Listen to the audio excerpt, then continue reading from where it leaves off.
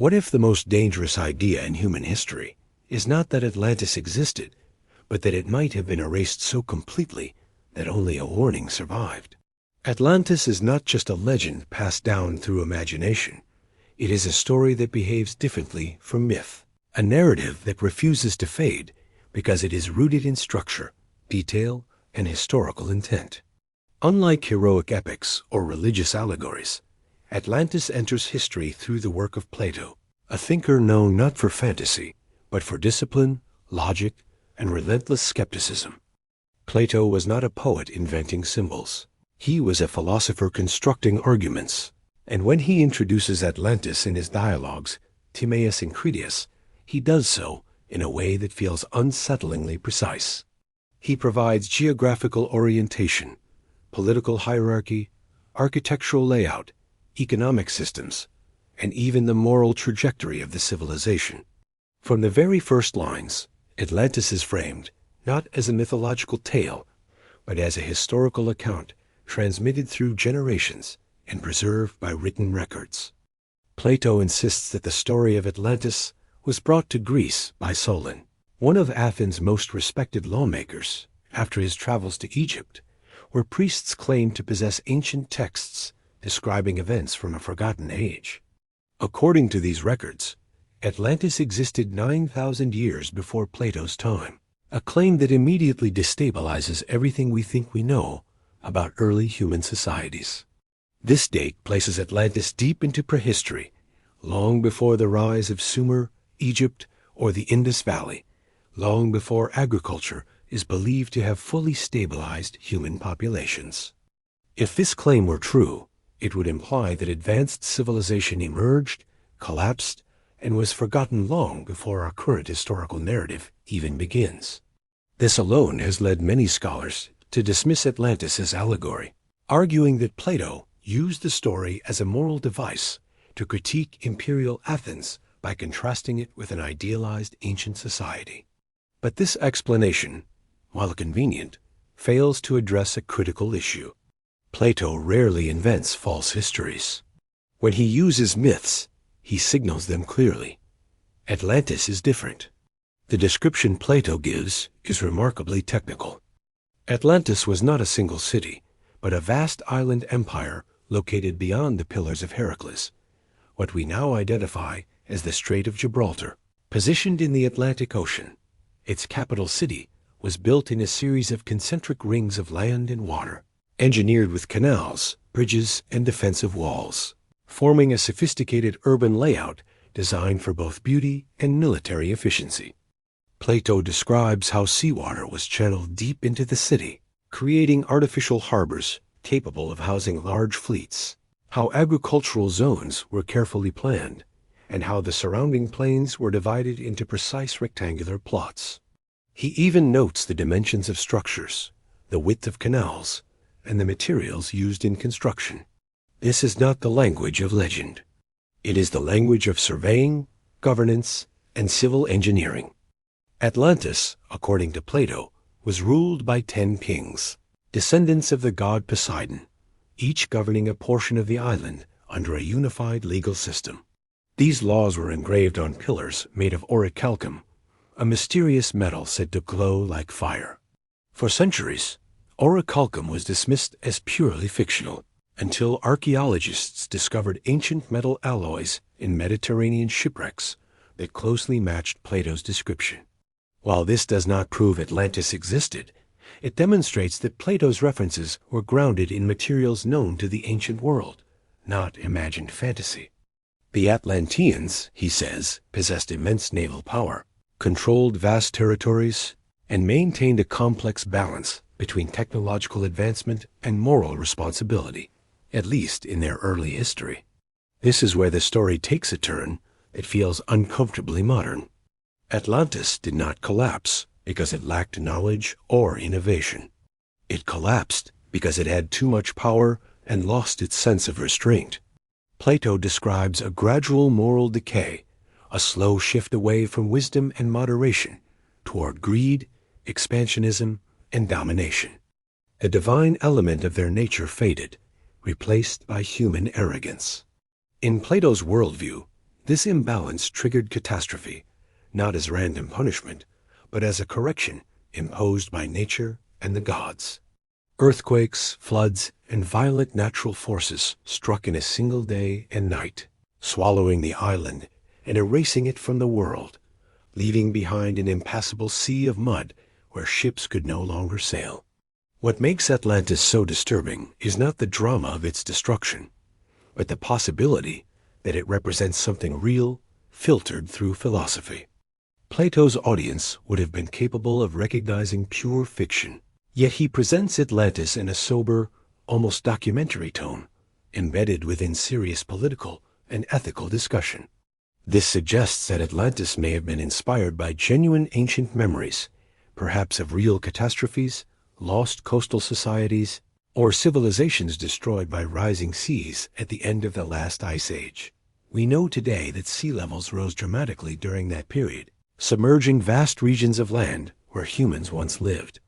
Entire coastlines disappeared. Entire cultures vanished. If any complex societies existed in those areas, their physical traces would now lie beneath the ocean, inaccessible and invisible. This is why Atlantis remains such a dangerous story. Not because it promises lost technology or supernatural wisdom, but because it challenges the comforting idea that human progress is linear and permanent. Atlantis suggests that knowledge can be lost, that civilization can collapse completely, and that history can forget even its greatest achievements. It forces us to confront a terrifying possibility, that the world has seen greatness before, and that it vanished without leaving more than a warning. According to Plato, the destruction of Atlantis was not a slow decline, but a sudden and total collapse, a moment when natural forces combined to erase an entire civilization from the surface of the earth. In a single day and night of earthquakes and floods, the island disappeared beneath the sea, leaving behind only chaos, mud, and silence. For centuries, this dramatic ending was interpreted as pure myth, a convenient way to close a philosophical story. Yet modern science has revealed something unsettling.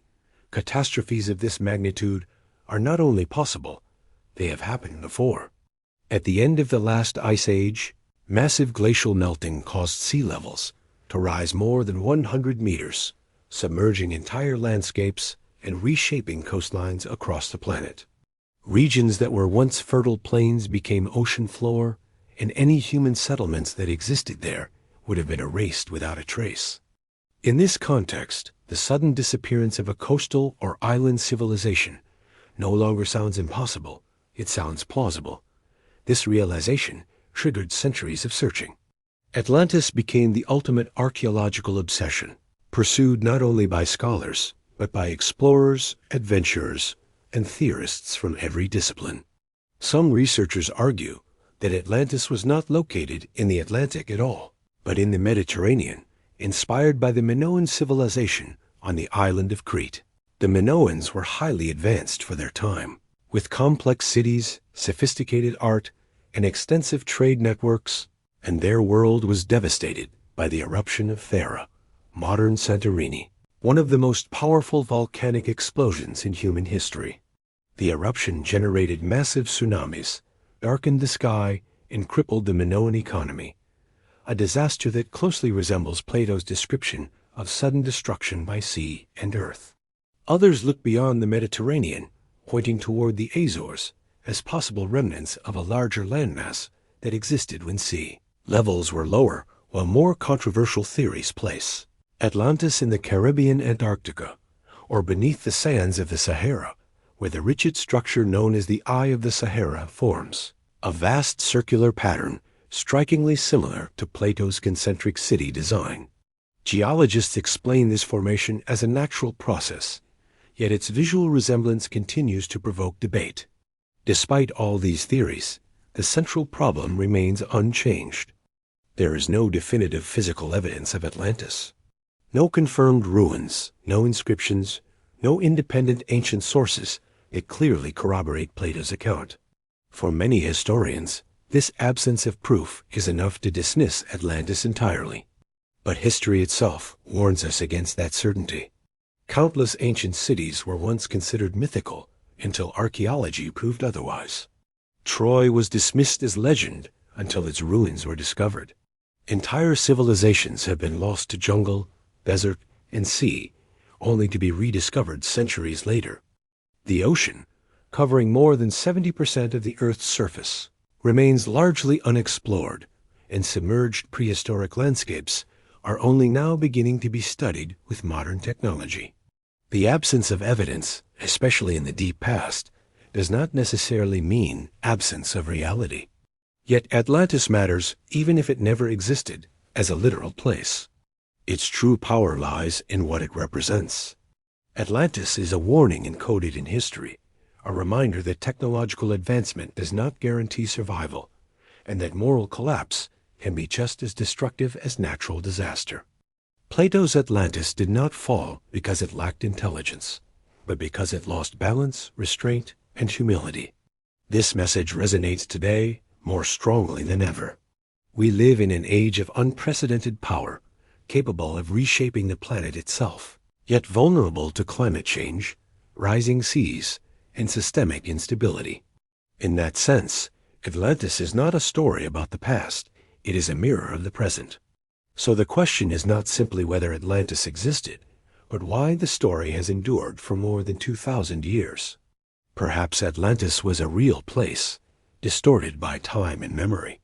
Perhaps it was a philosophical construct inspired by real catastrophes. Or perhaps it was something in between, a synthesis of history and warning designed to survive when facts alone could not. Whatever the truth, Atlantis forces us to confront a reality we often prefer to ignore, that civilization is fragile, that knowledge can be lost, and that history does not move forward in a straight line. And if Atlantis truly disappeared beneath the sea, then its final lesson is clear. The greatest civilizations do not fall because they are weak. They fall because they believe they are invincible.